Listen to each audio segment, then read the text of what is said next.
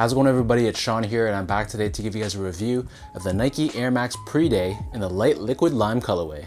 This was one of the more underrated shoes that dropped for this year's Air Max Day on March 26th.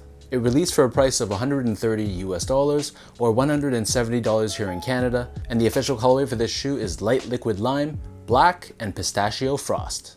So simply put, this shoe pays homage to the history of Nike Air, as well as looking into the future. Generally speaking, the look of the shoe has a very strong 70s vibe to it, and the silhouette of this shoe reminds me of runners from that era.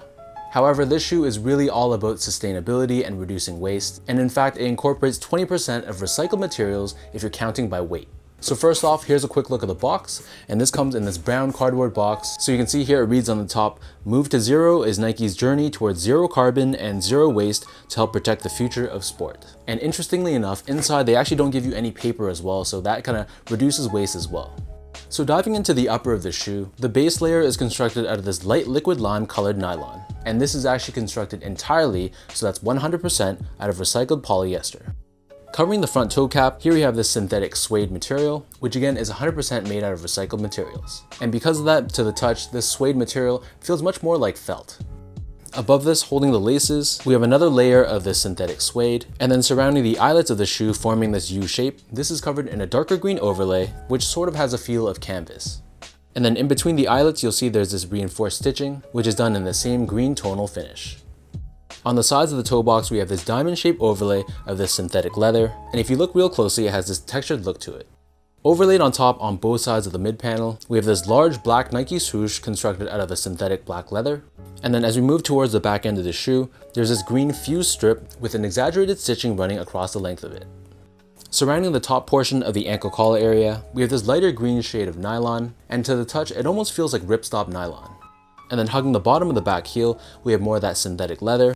And if you look at the very back of the shoe, we have this circular shape cutout of that synthetic suede that we saw earlier. And inside this, we have the Nike word mark done in cursive lettering, along with a black pull tab.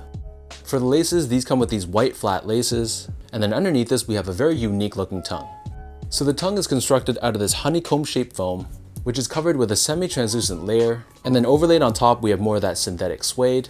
And at the very top, we have this synthetic suede tab, and it incorporates Nike in cursive lettering glued on top. Taking up the insoles, these come with your standard black colored Nike insole, and we have Nike Air branding on the heel done in this liquid lime color. So the upper of the shoe sits atop this full length foam midsole, which is left in this white color, but definitely the most innovative part about this shoe is the back heel. So underneath the foam, the heel sits atop this black colored TPU clip, and the clip itself is constructed out of 20% recycled TPU. And then underneath the clip, we have this fully visible Nike Air bag, which is also constructed out of 75% recycled material. So this is a very unique look, and for someone like me who's very fascinated with Nike Air technology, this was definitely really cool to see in person.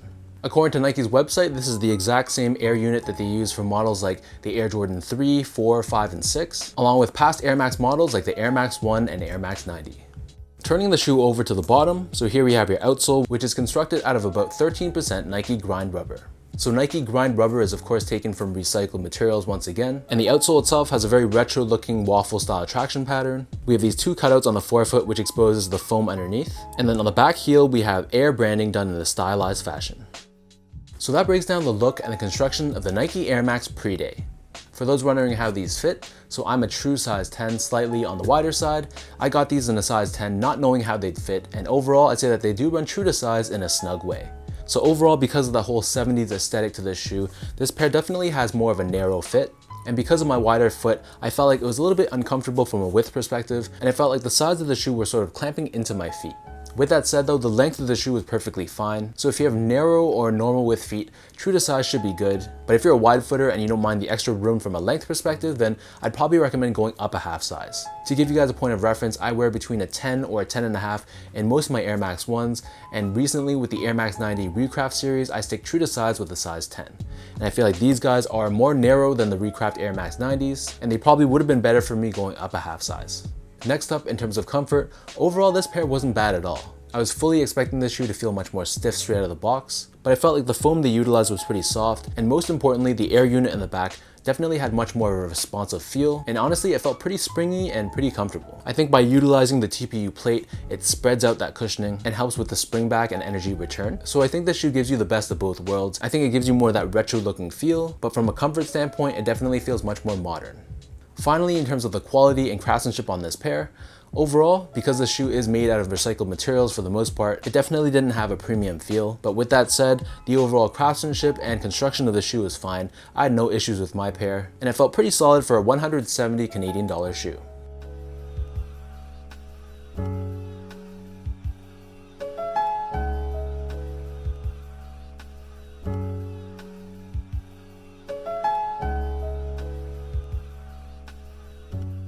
So with all that being said now, let's lace these up and I'll show you guys how these look on feet.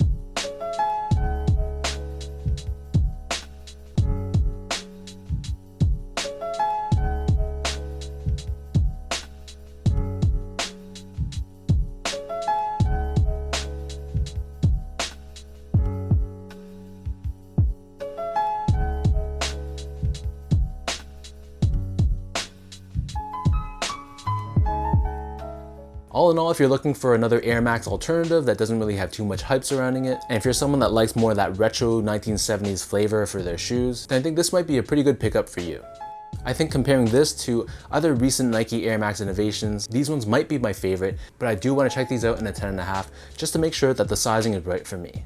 The one last thing I want to mention is comparing this shoe to other shoes like the Air Max 270 React, for example. I felt like for that shoe, it felt pretty inconsistent in terms of the front being too soft and the heel being too elevated and too stiff. Whereas for this model, it feels much more even and doesn't really feel like you're on high heels or anything like that. And the cushioning between the forefoot and the heel work much better together. So let me know in the comment section down below what you guys think about this Nike Air Max pre-day. What do you guys think about the look of this shoe? And is this something you guys would wear, or is it a pass for you?